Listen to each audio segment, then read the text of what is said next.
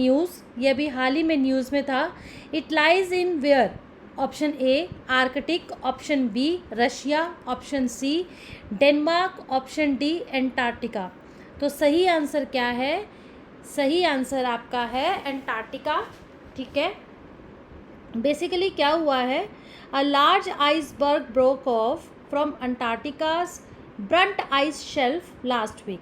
ठीक है, as per the European Space Agency this was the region's third significant iceberg calving in the past 4 years।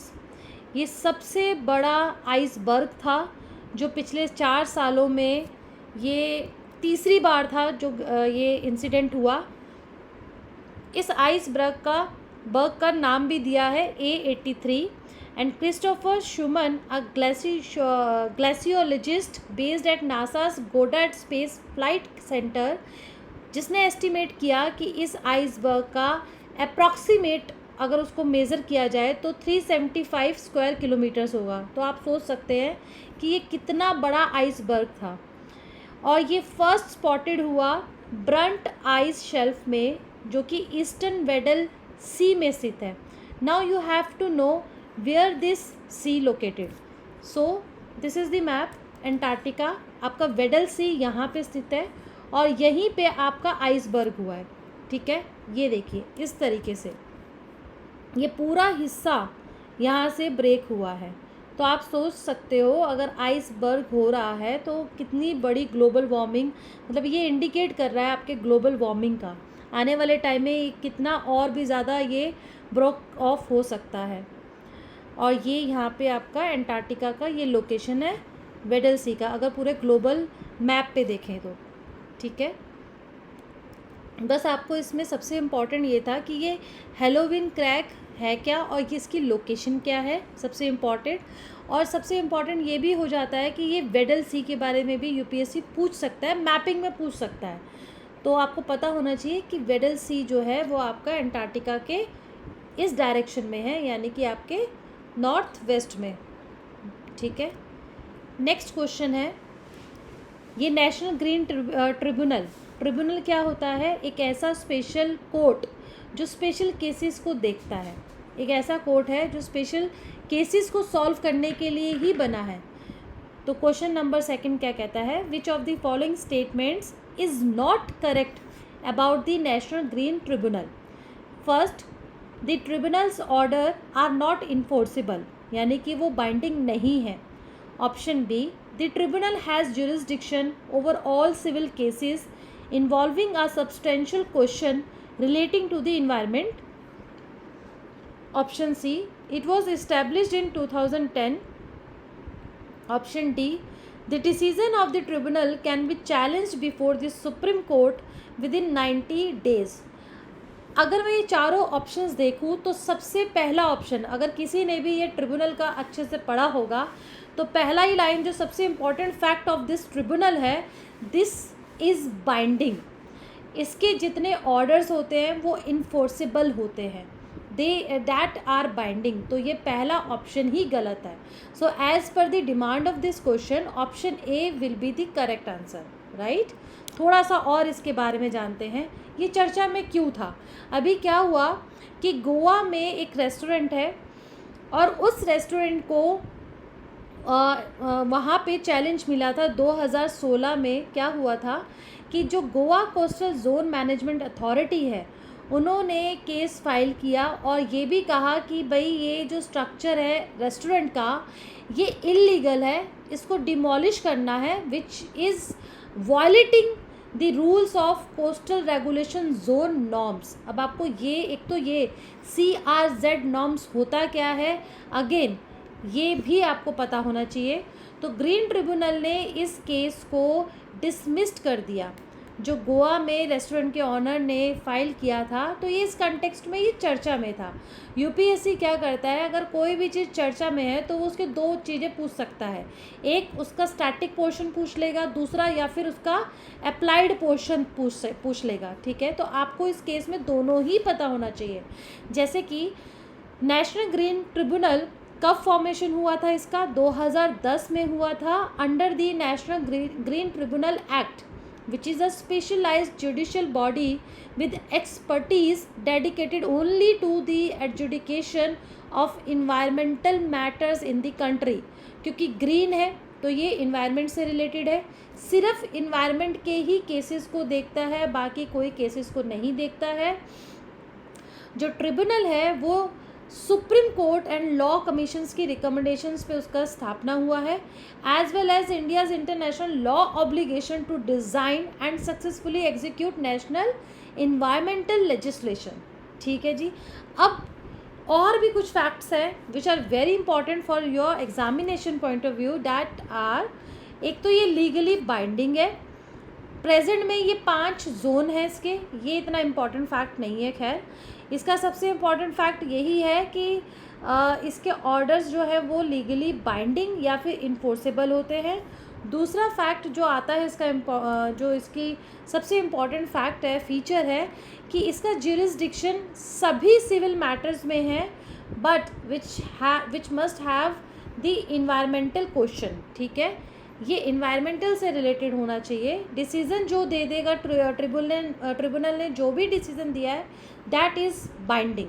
ठीक है, ये order जो होता है ये इन्फोर्सिबल होता है। इसका मतलब ये है कि इसकी सेम पावर है जो एक सिविल कोर्ट की होती है under the code of civil procedure 1908। ठीक है, तो ये जो ट्रिब्यूनल है इसकी ये एबिलिटी है to examine its own decisions. अगर ये फेल हो जाता है the ruling can be appealed to the Supreme Court within 90 days.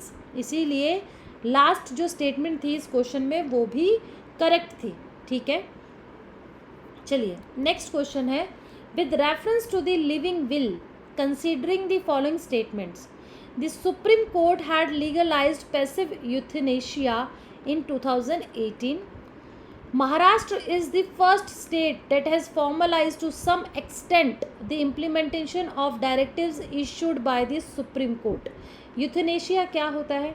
I hope आप सभी को पता होगा, और ये केस बहुत ही ज़्यादा न्यूज़ में था। अगर आपकी ऐसी स्थिति है, आपकी ऐसी आपका ऐसा हेल्थ इश्यूज़ है कि आप नहीं जी पा रहे हैं, तो आपके पास ये राइट है कि आप अपनी ज़िंदगी को खुद ही उसकी मतलब आप ज़िंदगी को मार सकते हैं। तो ये होता है यूथनेशिया। एक ऐसी मेडिसिन आप लेकर आपके पास ये लीगल राइट है कि आप वो मेडिसिन यूज़ करें और आप अपना जो है मृत्यु प्राप्त कर सकते हैं, इच्छा मृत्यु जिसे कहते हैं।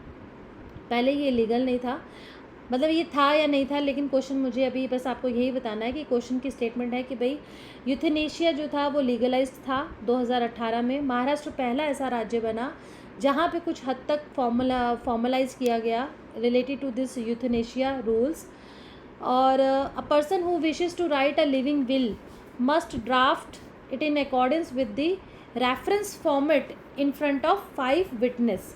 ठीक है, तो इनमें से कौन सी सही स्टेटमेंट है ये आपको बताना है। चलिए थोड़ा सा और इसके बारे में जानते हैं, यूथनेशिया के बारे में। Justice MS Sonak, who serves on the Goa bench of the Bombay High Court, become the first person in Goa to register a living will and advance medical directive for his family for when he can not make his own decision. ठीक है, तो ये पहला ऐसा case था जो पहले ही advance में एक अपनी विल प्रिपेयर किया जा रहा था। 2018 में सुप्रीम कोर्ट ने लीगलाइज्ड किया पैसिव यूथनेशिया को, और ये भी कहा कि भाई वो पर्सन जो बनाना चाहता है लिविंग विल या फिर रिटर्न इंस्ट्रूमेंट रखना चाह रहा है, सो डैट कि वो पहले से एडवांस में ही ये अपने मेडिकल इश्यूज़ की वजह से वो पहले ही अपना ये क्लियर कर दे, तो भाई वो कर सकता है। ये लीगलाइज किया था सुप्रीम कोर्ट ने 2018 में। उसके बाद सुप्रीम कोर्ट ने अप्रूव भी किया passive euthanasia while acknowledging the living will of terminally ill patients who could enter a persistent vegetative state and provided guidelines governing the treatment. 2023 में सुप्रीम कोर्ट ने इस प्रोसेस को बहुत आसान भी किया by changing certain existing guidelines for living will. ठीक है, तो इस तरीके से ये आपके एग्जिस्टेंस में आया। अब थोड़ा सा और जानते हैं, Goa is the first state जिसने ये फॉर्मलाइज किया टू सम एक्सटेंट, इसलिए second statement is not correct, Maharashtra पहला राज्य नहीं था, गोवा पहला ऐसा राज्य बना जिसने इसको फॉर्मलाइज्ड किया। उसके बाद आपका आता है एज पर द गाइडलाइंस, जो पर्सन है who wants to make a living will, वो अपना 2 रेफरेंस, उसको 2 विटनेसेस चाहिए ना कि 5, इसीलिए आपकी थर्ड स्टेटमेंट भी गलत होती है। Option A is the correct answer. ठीक है, ऑप्शन ए में क्या था, सिर्फ 1, यानी कि सुप्रीम कोर्ट ने 2018 में लेके आए। पहली वाली जो है लाइन वो बिल्कुल सही है। ठीक है, उसके बाद नेक्स्ट क्वेश्चन है यूरोपियन पार्लियामेंट से। ठीक है, यूरोपियन पार्लियामेंट से क्वेश्चन है और वो आपको क्या बताना है, करेक्ट बताना है। ठीक है, पहली स्टेटमेंट क्या है, its primary function include negotiating European Union laws with the member state governments which are represented by the European Council. ठीक है, उसके बाद इट ऑल्सो अप्रूव्स, यानी यूरोपियन पार्लियामेंट ये भी अप्रूव करता है यूरोपियन यूनियन का budget, votes on the international agreements and enlargement of the bloc. It does not have the power to approve or reject the appointment of the European Commission's president, but can approve or reject the commissioners. ठीक है,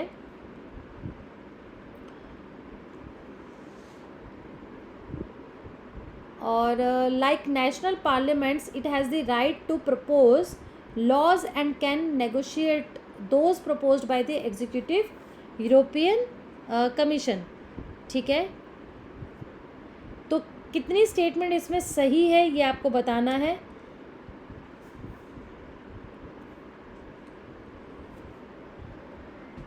अब पहले ये जानने से पहले इसके answer, let's understand the phenomena, the features of this European parliament.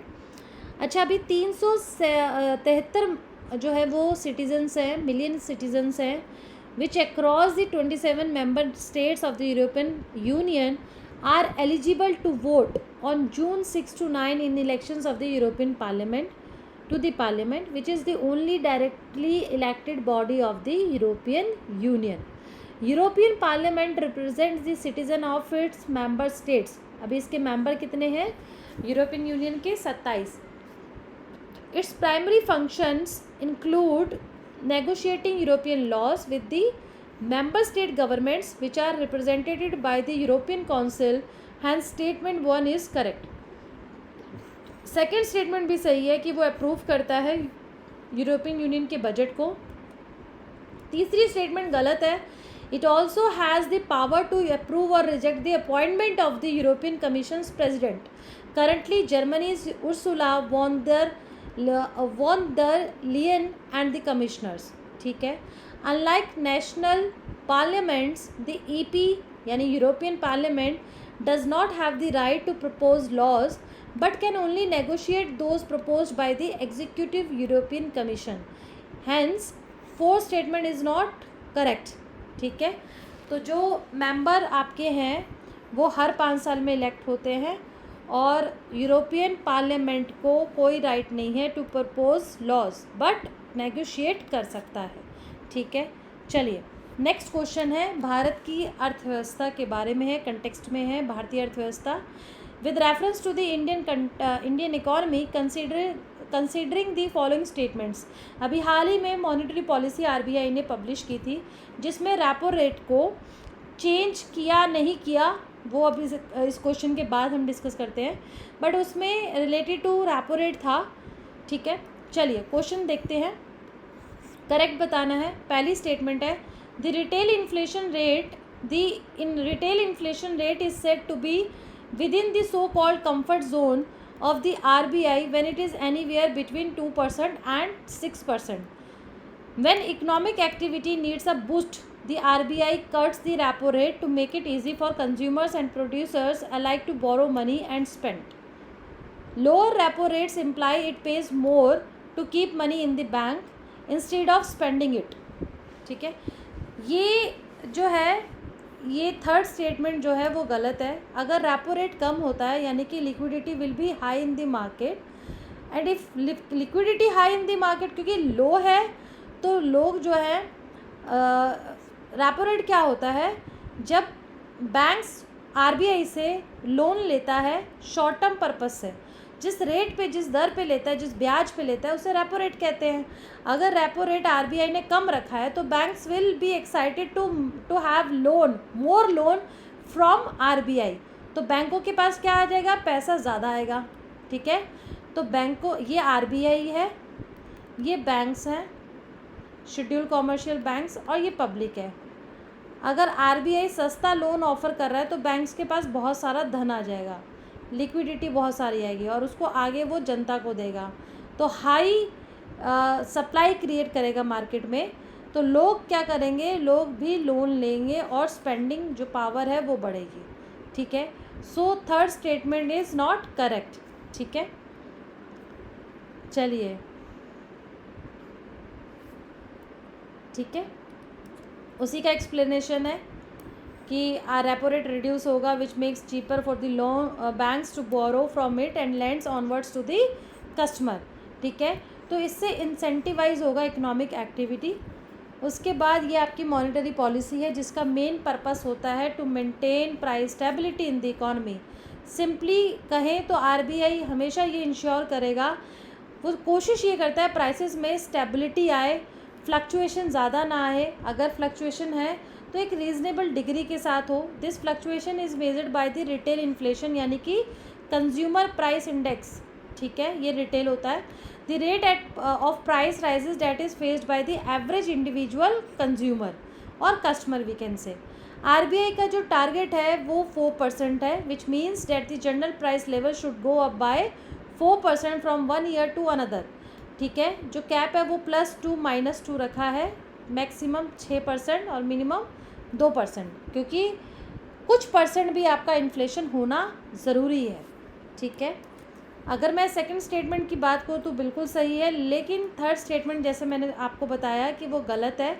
High repo rate also imply it pays more to keep money in the bank instead of spending it, hence statement third is not correct. वो higher अगर repo rate होगा, लेकिन वहाँ पे था lower.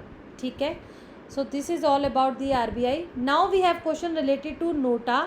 NOTA means none of the above. आप election हुए, लोकसभा चुनाव हुआ 2024 में, कोई बीजेपी को वोट दे रहा है, कोई कांग्रेस को दे रहा है, बट उनमें से कुछ लोग ऐसे हैं जो किसी भी पार्टी को वोट देना ही नहीं चाहते हैं, और वो आता है आपका NOTA. Nota has no legal consequences attached to it even if the highest number of votes in a seat are polled for Nota, the second most successful candidates win.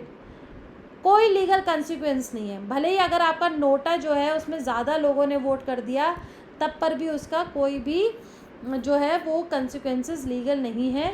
ठीक है, सुप्रीम कोर्ट ने direction दी थी election commissions of India को कि भाई NOTA भी introduce किया जाए वोटर्स के लिए 2013 सितंबर में। तो कौन कौन सी स्टेटमेंट सही है दोनों में से?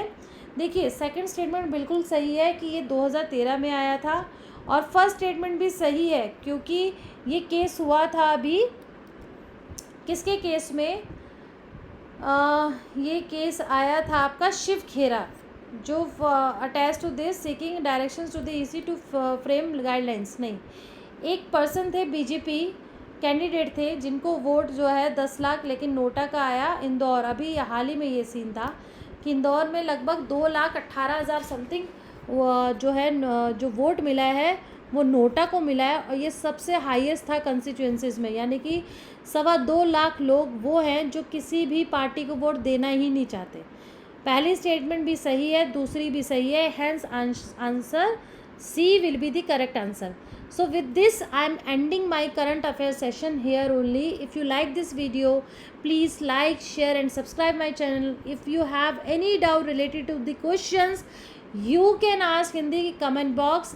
Thank you. Good day. All the best for UPSC examination.